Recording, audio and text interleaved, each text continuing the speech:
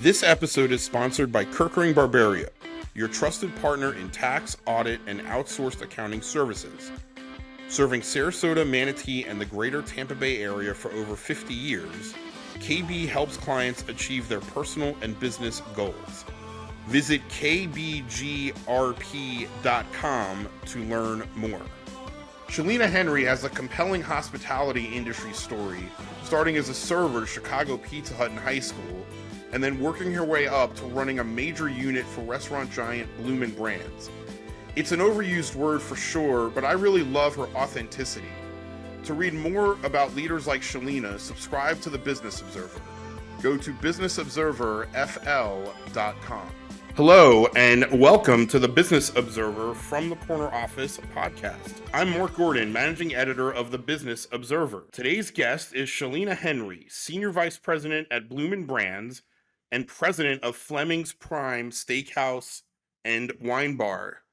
Sheilina, thanks for being here. Welcome. Excited to get to talk to you. You've done some really interesting things in hospitality and restaurant and leadership. And let's get to, we're going to talk about leadership and kind of your career.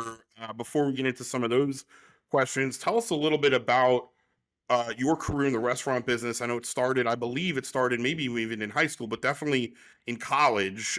Tell us about, growing up and how you came to be in the restaurant world. It definitely started in high school, and I share this story with our new associates. Yesterday, I was in our new restaurant, Sarasota at University Town Center, and I shared it with the new associate who just started training as we prepare to open the restaurant on February 10th. But I started in the restaurant industry in 1998, the same year that Fleming Prime Steakhouse and Wine Bar was founded by Bill Allen and Paul Fleming. Wow. So serendipitous how that Totally. Yeah. part of the story. But I started as a server on the south side of Chicago at Pizza Hut. And I know I'm going to date myself when I say it was the Pizza Huts with the red roofs and the buffet line and lunch buffet and the salad bar and the claw that you could play with toys and a jukebox. So that's how I started my career in the Yeah. restaurant industry as a server. And I've been very fortunate. Pizza Hut was a part of Bloomin Brands at that time, well renowned for developing people, training people, having just an energetic culture. And that's what I fell in love with. So I stayed with Bloomin Brands for 12 years, off and on through college, post-college. And it's just been a joy for me. I intended to be a psychiatrist. I didn't plan 20 plus years later to still be here in the industry. But I'm very grateful for that opening moment and becoming a server there. Yeah. And that, so you intended to be a psychiatrist. Wow. And so what did you sort of learn and then like and enjoy? For some, the restaurant business could be a grind. For some, it's just not just, but it's a high school job. And then they move on to other things. What sort of grew your passion in the restaurant business that you stayed with it? So one of the first things they taught us as a server, but as an hourly employee on the front lines in the restaurant, if you don't have a customer, you don't have a pay ticket. And that was relevant when you're making $2.95 an hour plus tips. It's really matter, right? So making sure every guest felt special, unique, and although it was just pizza and a salad bar and breadsticks, make it stand out so that it's a memorable occasion for them, so that you win in the end in addition to the company, right? So it was really about what's in it for me that motivated me. Then I found that I learned hospitality in a different way that I had ever experienced in my life. How to really look at the situation and find what people needed in that moment and make them feel special. Yeah, and the thing you said about restaurant and waiting on tables and being a server, I was a server at Friendly's in New York growing up, and Mhm. yes, and I same thing. There was nothing like getting the cash tips, right? And we're I'm probably a little bit older, but this was late '80s, early '90s. I'm in high school, and there was nothing better than putting that cash in your apron, right, at the end of the shift, and you're just counting it out. Your hands are dirty because you're certain whatever, but what a great feeling to have as a young person.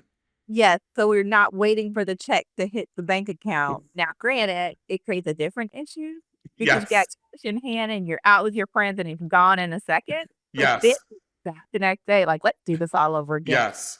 Yeah, but relying on yourself. Okay, so you grew into the restaurant business. Obviously, you got some leadership roles. What led you to the opportunity at Bloomin Brands? What sort of attracted you to that role, to your first role at this company? Young Brands was predominantly QSR. Although we had the red roofs and we had the dining room like Pizza Hut, majority of the brands in the fleet were QSR quick service.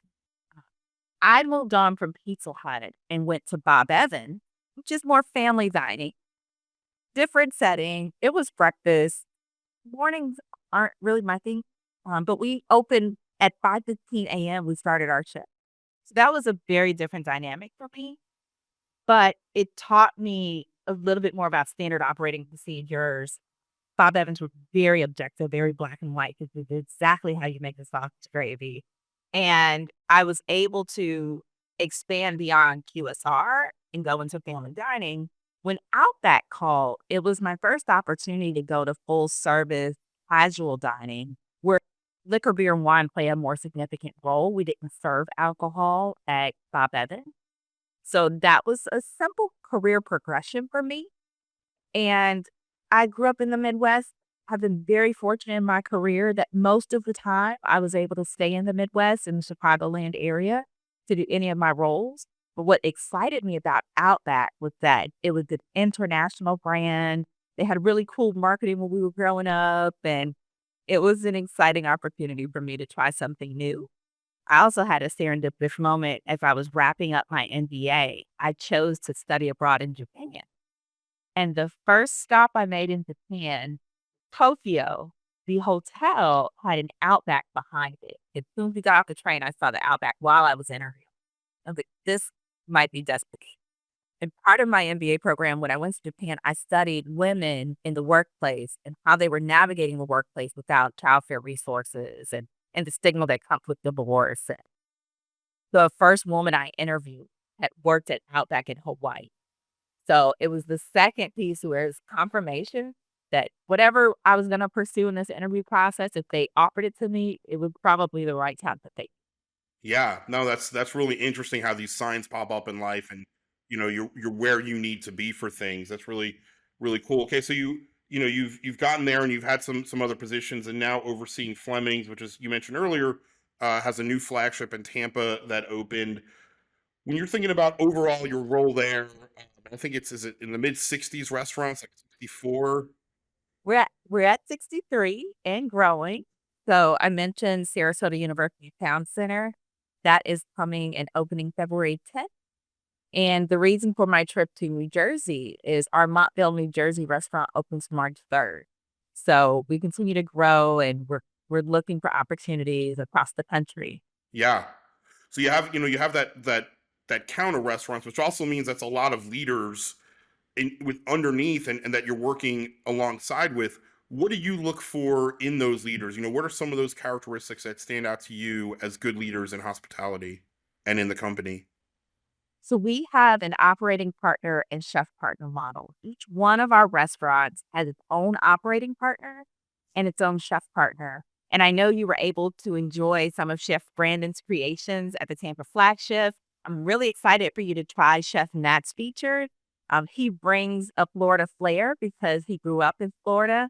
So we allowed them to introduce the community to their style of cooking in addition to representing the brand. And that model, I think, requires someone who is independent, accountable, and creative at the same time. But I look for leaders beyond just the restaurant unit level throughout the team. I look for leaders who are going to be resilient because the environment is constantly changing. We've got to be agile. We have to adapt and still get to the same how you start the year with your New Year's resolution and you're like, yeah, I'm going to do this every day. And then by day 10, most people have quit. And then you get to day 21 and it's down to like the talents at 10. I'm looking for the talents at 10. Who's going to stick it out? Who's going to make it through that New Year's resolution? Who's going to set the plan? And even though it gets tough, you don't change the goal. You might navigate differently. You might take a different approach, activate different tactics, but the goal is the goal. And we're going to hit it together. Yeah, it's like you're process driven, right? It's like we have the process, set it, and then work it, and don't alter the goal as you said, but stick with it. Mhm. Yeah. So that toughness. I also have a basketball coach in my house. My husband worked at IMG Academy, and he's played basketball his entire life, and he's constantly talking to the girls about being mentally tough because you're gonna encounter an opponent that you haven't seen before, skills you haven't seen before. We're gonna encounter things of business that we've never dealt with. So you'll activate new skills, you'll learn new functional skills, but mental toughness is what's gonna get you through. Yeah. And so segueing a little bit because I wanted to talk about another side of leadership, and it sounds like you've dealt with this with your teenagers in your life, but I'm sure at work too, is overcoming these obstacles or overcoming, I should say, overcoming setbacks, right? In any business, there's going to be things that just don't go your way, a bad month, a bad week, people calling out sick at the restaurant business, whatever it is. How, as a leader, have you developed your sort of skill set to overcome setbacks? So personally, I've had so many setbacks in my life that felt unsurmountable that I wouldn't get beyond it, and I realized I did. And that motivates me that when I encounter something at work, this is just another task. This is just another hurdle. We can get through that. And there are setbacks. I would tell you that this business, uh, we've seen setbacks this year. If you look at California and the wildfires, we are a California founded company.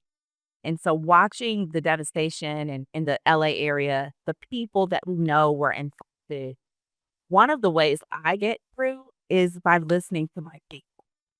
And I was able to speak to one of our chefs out in Pasadena, and he shared some stories with us about people who lost so much. But he did it in a way that said, "We are still positive. We're still showing up for our community. We're feeding first responders. We're taking care of our people who may be displaced temporarily."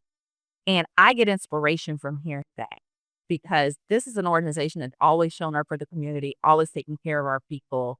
And when I get skeptical on whether or not I want to continue down a path, I think about the people who work for us, who rely on us to feed their families. They rely on us to put their kids through college. And that motivates and inspires me to just keep going and just keep swimming, as I would say. Having so many kids, I have five.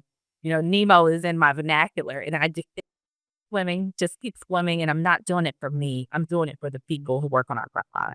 Yeah, the just keep swimming. What a great sort of metaphor for this. And you think about like the devastation there, and obviously because it's LA, you have the celebrity side in the news, but it's the people that work in the kitchen at Fleming's in Pasadena that not no offense to the celebrities that are losing their house, but those are the people that really need some help and community strength and resilience that sounds like your colleagues are seeing and utilizing. Absolutely. And Bloomin' has a truck program that we're able to participate in and associates, employees, managers, where we donate so that when there's a time of need for our people, it's not a loan, it's a gift. We do what we can to take care of people. And that's been another shining spot for me after joining Outback and really understanding the culture and seeing that that culture resonates at all of our brands, Bonfish, Bravo's, and now Fleming's. Yeah. Why I've stayed with Bloomin' almost 13 years now. Yeah. And so in those 13 years, tell us about, it could be even before that, but tell us about some of the mentors you have had and who they were and what you learned from them about being a better leader in this business. So one of my mentors, she worked in human resources, but she was a unique human resources individual. Her name is Anicia Smith, and she would visit my restaurant and do it in a way as an operator would and challenge you. Is your dough fresh? Did you answer the phone timely? Like very tactically. Uh, she's tough. And I started hearing rumors like, look, she's really tough. She has a really high bar. She has really high standards. It motivated me to meet that standard, exceed that standard. Like, she pushed me in a way that others would, and she was really honest and transparent with me, and people need feedback. It's a gift. We don't need someone on the sideline saying, "Oh, well, I went to her restaurant and her dough wasn't fresh." Like, you need someone to just tell you, like, you need to make sure the dough is fresh every time you want it. And once you give me that piece of feedback, that gift, I'm like a dog with a bone. Like, I'm gonna hold on to it. I'm gonna address it. I never want you to see that again. So I'm very competitive in that way. And when I joined Bloomin' Brands, Dave Dino had also joined Bloomin' Brands the same year, and I only knew Dave Dino from his signature. He was the CFO at Yum Brand, and as a general manager and an area coach, he sent an annual letter, and I get it in the mail, and I knew his signature, and knew, earnings calls. I didn't know him personally. I was able to move to Tampa in 2014 and get to know him personally, and there's no bigger competitor. I mean, I thought I was a competitor, but when I met him, I saw how he competes in every way. Now, we have a rivalry, a significant rivalry between the two of us. I am a Buckeye. Congratulations to the 2024 national champions. So very grateful for that. But he's a Michigan Wolverine. And so personally, we connect on football, but in business, want to win. And that spirit to win, I've learned from him to believe in your people, to set high goals, to make it a high target so that your team aspires for great. But that's been a gift as well. Yeah, and that's really important. You talk about it's a little bit off topic, but I got to ask because of the competition part.